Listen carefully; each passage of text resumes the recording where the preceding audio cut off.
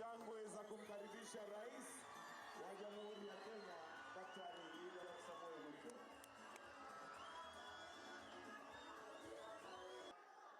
The cabinet secretaries who are present here, members of parliament. Apologies for this. He traveled to India for further checkup. He would have actually been here with us. We welcome you to come here.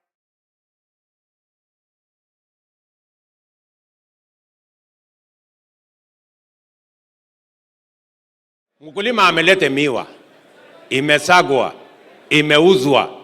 Mkulima hajalipwa, mfanyikazi hajalipwa. Mnataka tuendelee na hiyo biashara? Bana. Iendelee namna hiyo. Hiyo haiwezekani. Sasa lazima tuseme ukweli bwana. Sasa alafu mnaniambia ya kwamba tuendelee tu namna hii, tuendelee tu hivyo hivyo. Mnataka tuendelee namna hii? No. So mimi nimepatia hiyo watu warning.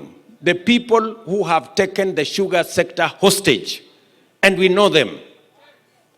The people who normally go to court to block any meaningful transformation of our sugarcane sector. We want to give them a warning from Migori that this time round, tutaonana na nyinyi macho kwa macho. Mnanielewa jameni? Yes. Hatuwezi kuendelea hivyo, na hakuna pesa ya serikali tunaenda kutafuta alafu watu wanakuja kugawana alafu tunaendelea. Hapana. Tumekubaliana?